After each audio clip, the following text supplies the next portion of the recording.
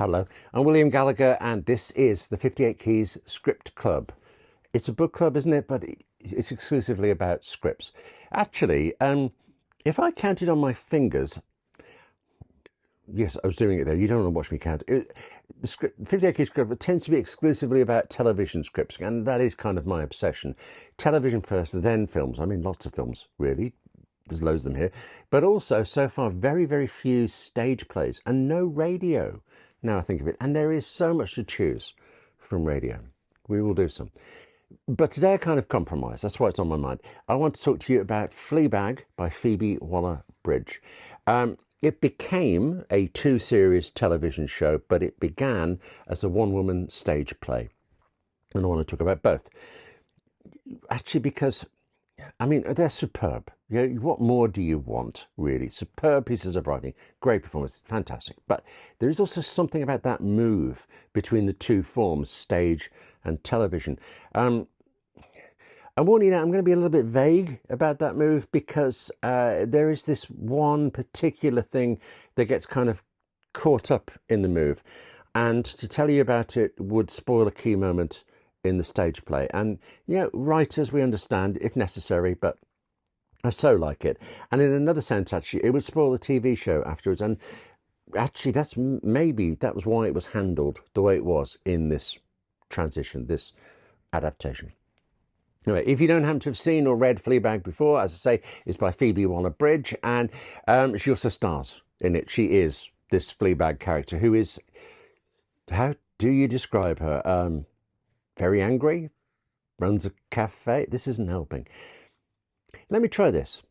She's an explosion, full volume. She comes at you in the show like a wall slamming into you. And all of that sounds like she's unpleasant, I think, and she's capable of being that. It also sounds overwhelming, and overwhelming in a bad way, but really it is startling and remarkable and unflinching and somehow so totally honest that I think you instantaneously like her. You definitely feel for her. That cafe I briefly mentioned that she owns, it's struggling. And in the earliest parts of the stage play and the TV show, we also learn that her best friend has killed herself. It takes a fair while to learn more about that. And actually, by the time we do know everything, you really don't want to know anything. But then another reason I think we like Fleabag, the character, it's like she knows us, especially throughout the TV stories. Well, no, hang on, that's not true. I'll come back to that. Definitely for a great part of the TV show story, Fleabag is aware of us watching. She will break off a conversation to turn to say something to us directly. It's breaking the fourth wall. It should be constantly reminding us that this is a show, this is a television show. It should be forever throwing us out of the story, and yet instead it brings you in closer. But you certainly hesitate there about this, because it is true that a very strong and very clear part of the format for the whole series is that Fleabag breaks the fourth wall to talk to us. But in fact, she does so less and less as the two series go on. It's like she needs us at first and slowly stops being so dependent on us. It is quite brilliantly subtle and simple, just great. And Waller-Bridge allows a gag or two, such as when one character recognizes that she is turning away to talk to us and asks us, "Who are you speaking to?" Up to that point, it's been a true, stage show-like aside, somehow unobserved by the other characters. So it is funny when this one particular man notices, but it's also right, because it isn't just a gag. This is the first other character who is getting through Fleabag's defences. Consequently, that moment is funny, but it's also moving. And that just about sums up the whole TV series. But now, as I said, it began as a stage show. I've read the stage show script, and I saw the National Theatre's production when it was streamed to cinemas, National Theatre Live, that thing in the UK. And very broadly, okay, it's the same story.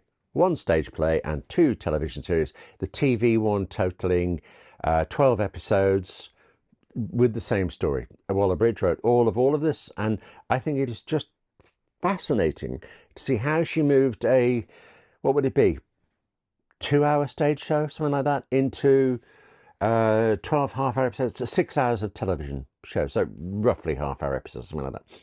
There's more in the story. She's added more, of course, but it doesn't feel like it's been padded out. It's extended, yes, and the story, well, you somehow feel it's the same as a stage play, even though it's taking longer to tell it, and it's not rushed, it's not bad, it's peculiar, but also physically there's more. On the stage show, Fleabag, it's a one-woman show. She spends most of the play sitting on a stool talking to us, and most of her movement is gesticulation and sometimes flinching at something that's apparently happening offstage. It's a great read on the page, but it is also mesmerising to watch. I mean, Phoebe Waller-Bridge is Fleabag and all of the characters off the side, and as well as just, I mean, superbly written. It's a live demonstration of deeply impressive acting. Can you tell that I like this? She acts equally well, at least equally well, in the television version. But those TV episodes, they have a whole cast of characters around it that we actually see this time. It's also opened up, as filmmakers say, in that there are multiple locations. And instead of a real-time story of this woman telling us what has happened, confessing to us, really, confessing to us what she's done, it's more like a regular TV drama with a kind of multiple storylines going on across many characters. Except it's no more than the stage show is. The stage show and the TV series present the same characters in different ways and the same story, just in different, longer ways. They are right for the medium they're in. Except I've read all of the scripts, the 12 TV scripts and the one stage show, and while, I mean, I did it for fun, did it for pleasure, of course I did, there did come a point when I started looking more closely. I wanted to see how specific moments on stage and on the page were transferred to the television screen. In every case, bar one, it was so deft, it was so clever. Waller-Bridge fully exploits each medium, using it to bring us to, each point in the tale is brought to us, except one. Every moment of the stage show is in the television series somewhere except this one. And if you know the stage show, I'm just going to say rabbit to you. I would also this because that could possibly sound a bit weird. The rabbit moment was going to be in the TV show. I understand that Phoebe Waller-Bridge wanted to include it, but the BBC insisted that it be dropped. It is an extreme moment, more so than you might think from the word rabbit, and I don't know where your mind's going with if you haven't. It's a gasp, actually, in the stage show. It's definitely a gasp. And it definitely also works in the stage one. It's also a very significant point in Fleabag's story, so I'm totally torn. I get why it was dropped, but I'm surprised that it could be dropped, and the story managed to do without it. You need to read all of this, don't you? Just read it all, watch it all. Links to everything are in the description, but I need to explain one thing. The stage play script is not available online, but it has been published. That's what I've got. The 12 episodes of the TV series have also been published in a really nice edition. I mean, a particularly good hardback copy, which I'd show you if I could find anything in my office at the moment. But as well as these books, the scripts to 2 of the television episodes are available online in PDF format. Specifically, it's the very first one, so it's a great introduction to it. And then the first of the show's second season, so you can see how it's moved on. I will always prefer online version of scripts because they are, usually anyway, exactly as they were written by the writer and handed to the cast and crew. Whereas the books are, of course, well, like every script books, they're edited.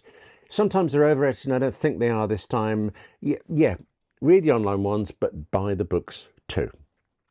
And for now, because you've got a lot of reading to do. That's it for this 58 Keys Script Club. Thank you very much for watching. Now take care of yourself, write more, and I'll see you soon.